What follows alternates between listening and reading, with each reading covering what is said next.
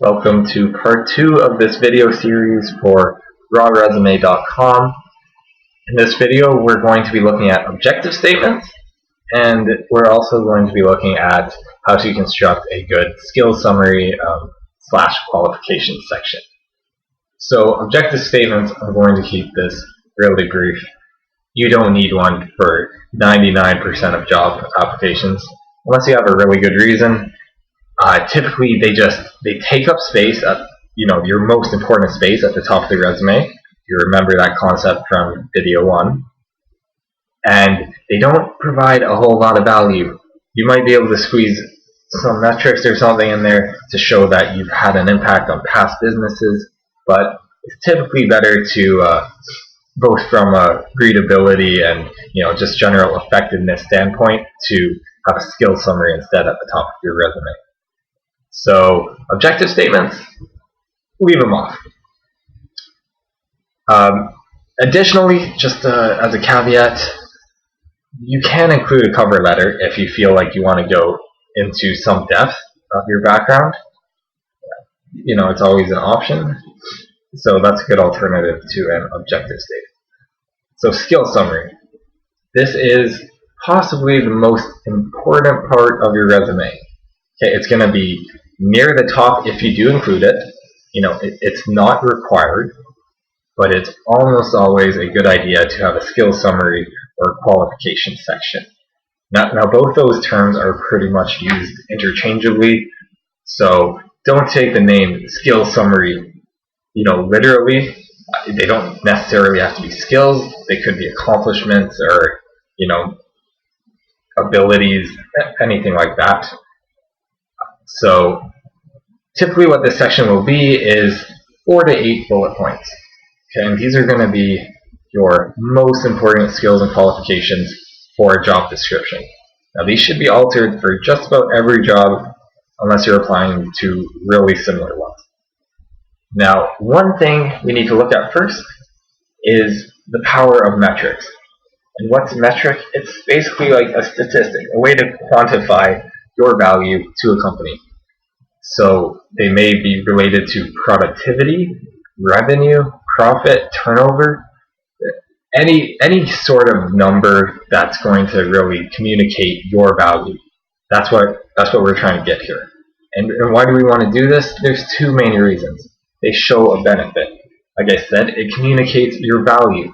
If you can say you improve productivity by 34% over 6 months, an employer is going to look at that and say, wow, maybe they'll do that for me too.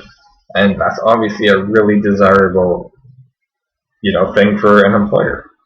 And number 2 is they'll be remembered.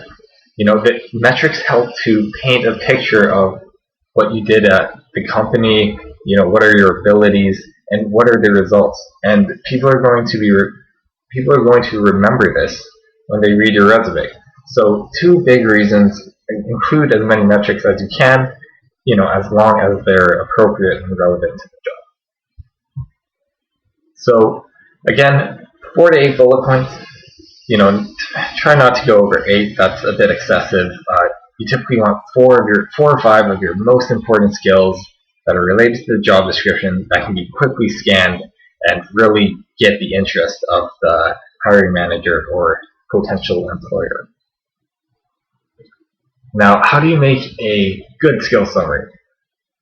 A good skill summary really has to include some sort of, maybe not a metric if you don't have one, but it should communicate your value.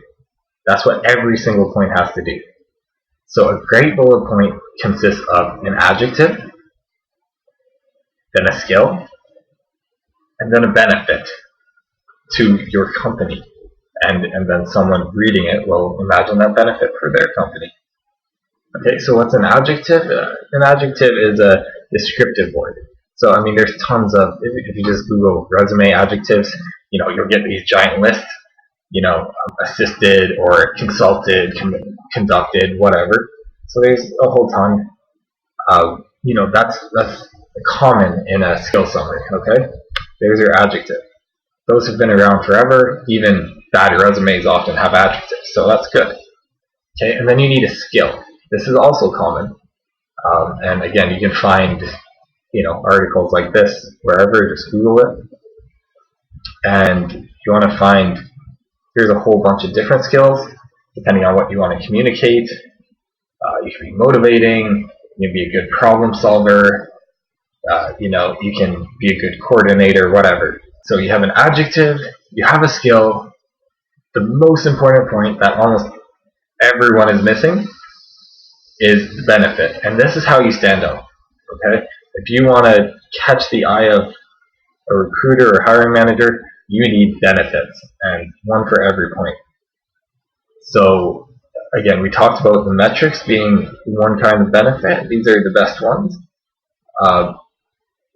So now you just need to construct the points. And what I really like to do is start with a basic spreadsheet. Okay, here's an example of something you can make. Just 3 columns, one for each component. Start with the skill. That's usually the easiest. So you can get these from the job description. And list 6 to 8, typically you want, of your best skills. You don't necessarily need to include them all, but just for brainstorming, it really helps to have at least 6 to 8 to pick from. So it could be root problem analysis, or you may be good at Lean Six Sigma. That's more of a qualification, right? Or you could be bilingual, stuff like that. Step 2, put in your adjectives. So go back to that list of adjectives. I actually have it linked in the guide if you want to find that specific resource. And fill those in. So it could be conducted or managed or implemented. Now these should be highly related to the skill, obviously. It should make sense, conducted root problem analysis or implemented Lean Six Sigma, techniques and procedures. So once you do that for all 6 to 8, you move into the third part, which is your metrics or description. And these, again, it's difficult, but spend time and really, really think of any way you can communicate your value, because this is by far the most important part. So in this case, you have 90% fewer customer complaints, or a launch revenue of a certain amount in days, things like that. Certain ones are going to have some. So you might be fluent, bilingual in English and Spanish. Obviously, there's not really a metric. And at this point, you just combine them, okay? You go adjective, skill, and metric or description. So you can say conducted root problem analysis on this project or something that led to 90% fewer customer complaints. Or you can say you managed, well, they don't necessarily have to go together. In this case, you can say you managed a project, a marketing project, and you can name the project if you want. You don't necessarily have to. So you managed a marketing project that had a launch revenue of $62,000 in 30 days or something like that. I'm not a marketer. I don't know how much sense that makes, but you get the general idea of what we want to do at each point. So that's the end of this video. So no objectives, make a great skill summary, and that's your first step in getting the attention of someone reading your resume. Next section, we're going to be looking at work experience and a few other things.